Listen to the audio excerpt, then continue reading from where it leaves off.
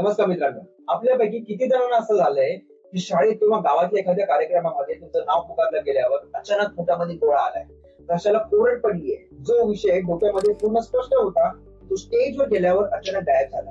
घाबरू नका. जगातल्या 75% लोकांना ही भीती वाटते. अगदी मोठमोठे नेते आणि सेलिब्रिटीज देखील सुरुवातीला तुमच्यासारखेच घाबरले होते. पण फरक असा आहे की त्यांनी त्या भीतीवरती टेक्निकल पद्धतीने मात केली आणि आज आपण तीच टेक्निक शिकून घेणार आहोत. आपण फक्त बोलणार नाही आहोत, तर आपण संवाद साधणार आहोत. जेव्हा आपण लोकांसमोर उभे राहतो ना, तेव्हा आपल्या मेंदूला असं वाटतं की आपण संकटामध्ये आहोत. प्राचीन काळी जेव्हा माणूस जंगलामध्ये वाघ पाहायचा, तेव्हा त्याचं शरीर बचावासाठी तयार व्हायचं. आज स्टेजवर गेल्यावर स्टेजवरून जे प्रेक्षक आपल्याला दिसतात ते प्रेक्षक आपल्या मेंदूला वाघासारखे वाटतात आणि म्हणूनच आपलं हृदय धडधडतं आणि हातपाय कापू लागतात. आता बघूया भाषणाची स्टेप बाय स्टेप तयारी कशी करायची. पहिली स्टेप आहे मुद्द्यांची मांडणी, म्हणजे स्ट्रक्चरिंग प्रेझेंटेशन. बऱ्याचदा आपल्याला अशी एक सवय असते, ती म्हणजे आपण भाषण कागदावर लिहून काढतो आणि ते घोकून पाठ करतो. पण पाठांतराचा सर्वात मोठा तोटा माहितीये काय? जर स्टेजवर गेल्यावर तुम्ही एक शब्द किंवा एक ओळ विसरला तर तुमची पूर्ण लिंक तुटते आणि तुम्ही नर्वस फील करता. जसं कणसाला दाणे असतात ना, तसं तुमच्या भाषणाला दाणे म्हणजेच मुद्दे असायला हवे. पूर्ण कणीस गिळण्यापेक्षा एक एक दाणा खाणं सोपं असतं, तसंच पूर्ण भाषण करण्यापेक्षा मुद्दे समजून घेणं, समजणं खूप महत्वाचं असतं. तर तुमच्या मुद्द्यांची मांडणी कशी करावी? सर्वात आधी ज्या विषयावर तुमचं भाषण आहे त्या विषयाबद्दल 4 ते 5 महत्वाचे मुद्दे एका छोट्या कागदावर लिहून काढा. फॉर एक्झाम्पल, जर तुमचं भाषण शेती या विषयावर असेल तर त्या विषयाचे महत्वाचे मुद्दे लिहा. फॉर एक्झाम्पल, बी बियाणे, खते, पाणी व्यवस्थापन आणि बाजारभाव. जेव्हा तुम्ही फक्त मुद्दे पाहता तेव्हा तुमचा मेंदू ते शब्द स्वतःच्या भाषेमध्ये मांडायला तयार होतो. यामुळे तुमचं बोलणं हे एकदम नॅचरल वाटतं, रोबोटिक नाही वाटत. दुसरी स्टेप आहे द हुक, म्हणजे एक प्रभावी इफेक्टिव्ह सुरुवात. तुमच्या भाषणाची पहिली 30 सेकंद हे ठरवतात की लोक तुम्हाला पुढची 10 मिनिटं ऐकतील की ते मोबाईल मध्ये बघतील. यालाच द हुक असं म्हणतात. तो प्रेक्षकांच्या मनाला अडकवून ठेवतो.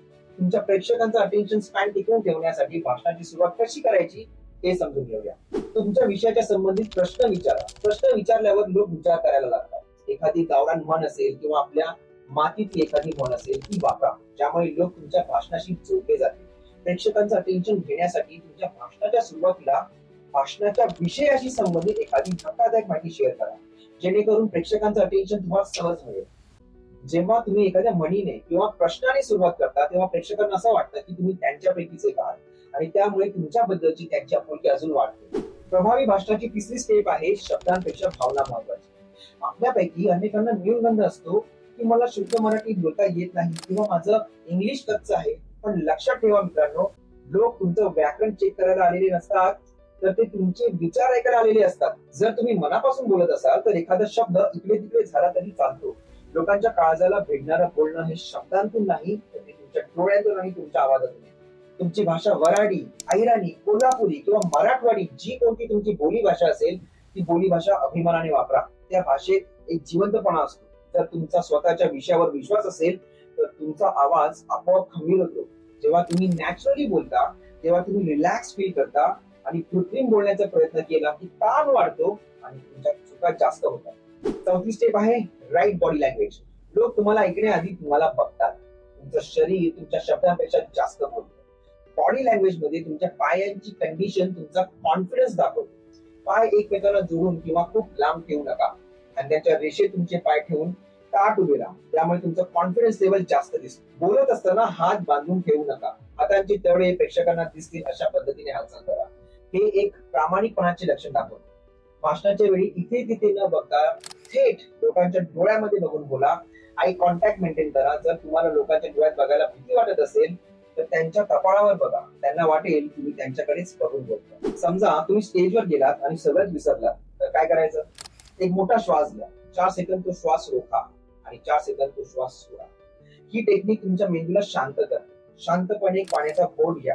त्यामुळे तुम्हाला विचार करायला वेळ मिळतो आणि प्रेक्षकांना असं वाटतं की तुम्ही एक पॉज घेतला.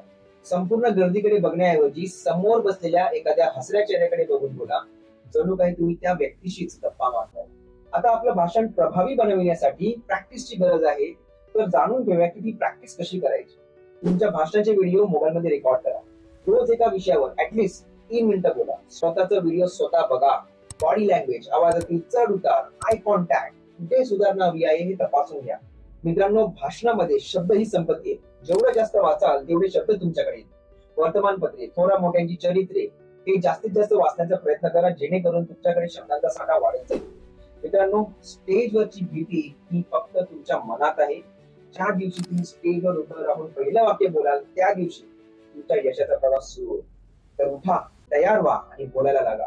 महाराष्ट्र तुमच्या विचारांची वाट पाहतो. आणि शेवटी, जय हिंद, जय महाराष्ट्र.